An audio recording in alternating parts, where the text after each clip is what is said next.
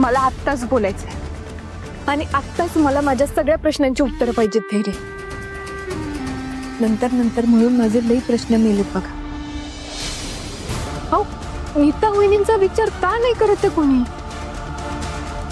त्यांची अवस्था बघा की, त्यांच्या पोटात बाळ आहे. अशा अवस्थेत घरातलं वातावरण कसं पाहिजे? त्यांच्या आजूबाजूला नेहमी प्रसन्न खुश वातावरण पाहिजे. पण त्यांच्या नशिबी काय मिळते? दंगा, रडारड आणि नुसता स्ट्रेस. हे सगळं पटतंय तुम्हाला? नाहीच पटत आहे ना सावी. म्हणून तर मी भास्करशी असा वागलो ना. नको चिडायला होतं का त्याच्यावर? नाही म्हणजे मी शांत बसलो तर विचारता शांत का बसला? काही केलं तर त्याचाही प्रॉब्लेम आहे तुम्हाला. मग मी करू तरी काय करू नेमकं? धैर्य, तुम्ही शांत बसावं असं माझं म्हणणं नाहीच आहे. पण याचा अर्थ असा नाहीये की तुम्ही आता जसं रिॲक्ट केलं तसं तुम्ही रिॲक्ट करायला पाहिजे होतं. असं कसं वागू शकता तुम्ही? त्यांच्या अंगावर धावून गेला? गुंड आहात का तुम्ही? ते शुद्धीत नव्हते पण तुम्ही तर होता ना.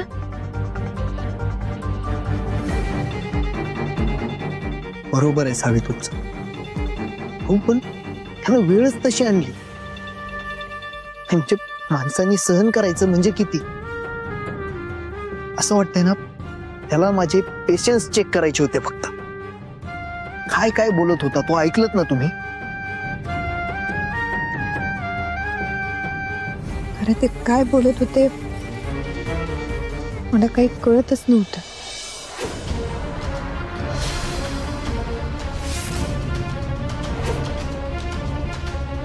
सावी, अहो पिऊन आला होता तो काय बोलत होता त्याचं त्याला सुद्धा कळत नव्हतं. शुद्ध नव्हते त्याला.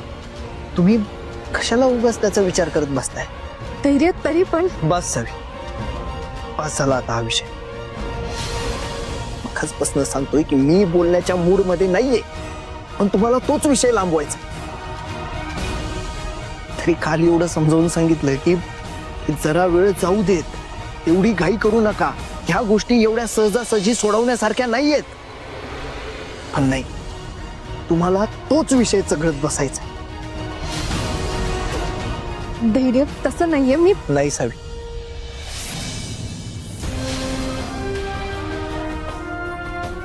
कधी कधी मला वाटतंय ना की तुम्ही खरंच विसरलाय मला. म्हणजे लग्न होऊन घरात आल्यापासून तुम्ही फक्त नीता वहिनी, त्यांचं बाळ, अवंती वहिनी, भास्कर दादा, विलास दादा, इरा आई या सगळ्यांचा विचार करत बसताय. कधी प्रेमानं माझ्याकडे बघितलं, माझी कधी काही विचारपूस केली?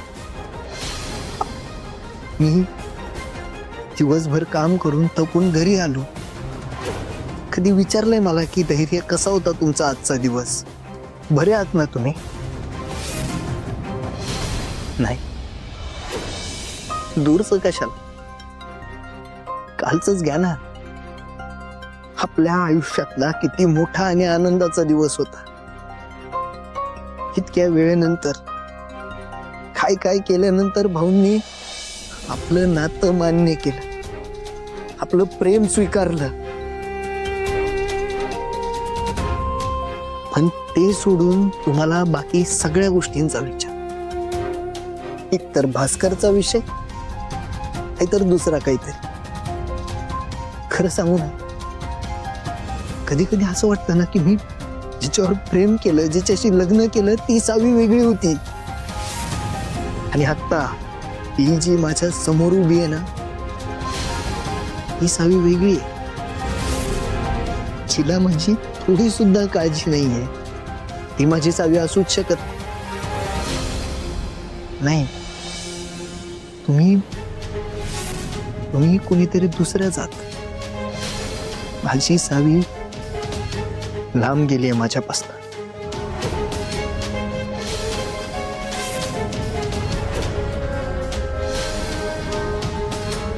धैर्य, अहो असं काही नाहीये. मी सच आहे सावी सगळं. सावी, खरं तर ना तुमच्याकडे वेळच नाहीये माझ्यासाठी. तुमच्याकडे वेळ असेल तर तो फक्त माझ्या घरच्यांबद्दल विचार करण्यासाठी, त्यांच्या चुकांबद्दल विचार करण्यासाठी, आणि त्याच्यामुळे तुम्हाला मी सुद्धा चुकीचाच वाटायला लागलोय. हा आत्ताच घ्या ना, भाऊ इथं स्वतः येऊन घरी जेवायला या असं आमंत्रण देऊन गेले आपल्याला, पण तुम्हाला त्याचा आनंद नाहीये. तुमचा आनंद कशात? तुम्हाला मला जाब विचारणं जास्त महत्वाचं वाटतं, नाही? धैर्य, अहो, मला असं नव्हतं म्हणायचं. तुम्ही चुकीचा समज करून घेताय. मी नाही सावी, ही चुकीचा समज करून घेत नाही. तुम्हाला माझ्या घरच्यांना सुधरवायचंय ना, तोच प्रयत्न करताय ना तुम्ही, करा.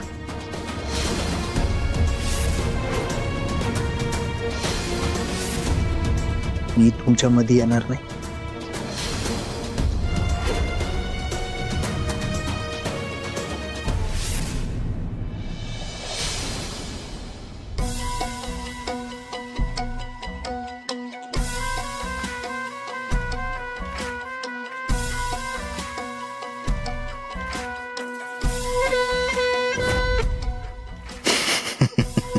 आत्ता कसं मला पाहिजे तसं व्हायला लागलंय.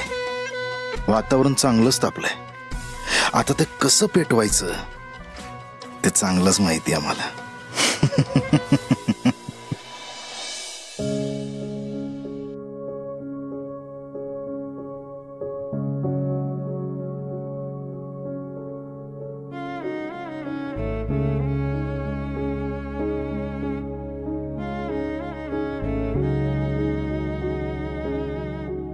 खरंच धैर्यांकडे लक्ष देत नाहीये का मी? आता इथं आल्यापासून घडायलाच एवढं लागलंय की त्यात अडकायलाच झालंय. खरं धैर्य लय दुखवल्यात.